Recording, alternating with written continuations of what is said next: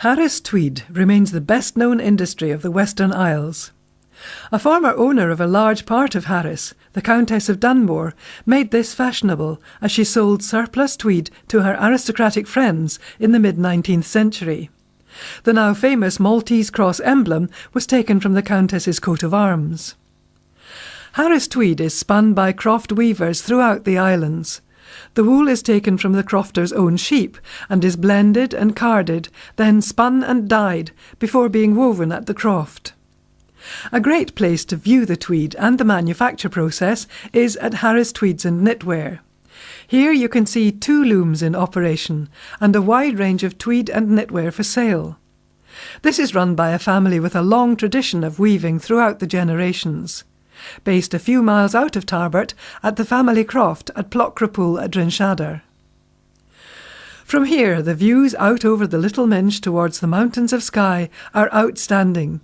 Indeed, it's worthwhile to continue along this single-track road, as the eastern seaboard of the island has been likened to a moonscape, with rounded rocks as old as time, some the size of houses, strewn over the hills. This is one of the oldest land surfaces in the world. Dry land before the Alps were pushed from the bottom of the sea, and much older than the Rocky Mountains. However, on the west coast, the beaches of Harris are the island's most impressive natural features, mile upon mile of golden sand, lapped by the clear Atlantic Ocean, with very often not another soul in sight. One of the best is Scarista, and here Fairways View Lodges offer 2 newly built houses at the foot of the Harris Golf Course, only metres away from the beach. Spacious, with an open-plan living area and vast windows to the front of the buildings. Each lodge has a mezzanine gallery looking out over the beach, golf course and beautiful island of Tarrantse. They offer 3 ensuite bedrooms, fully equipped kitchens with a separate utility room, as well as underfloor heating and a wood burner stove. Lord Leverhulme purchased Harris, along with Lewis, in 1918. He pulled out of Lewis in 1923, as his plans for Lewis did not get local support.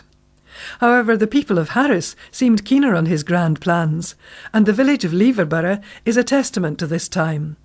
He planned to build this village into a major fish port, and even opened the Mac Fisheries chain of fish shops to retail the fish. He was even going to employ spotter planes to fly over the sea and report on the shoals of herring. However, upon his death, the land on Harris was sold. Located on the pier at Leverborough is the Anchorage restaurant, renowned for the freshest local seafood, famous fish and chips, and its home baking, all served amidst breathtaking sea views. It's open March to October, all day, and for dinner in the evenings.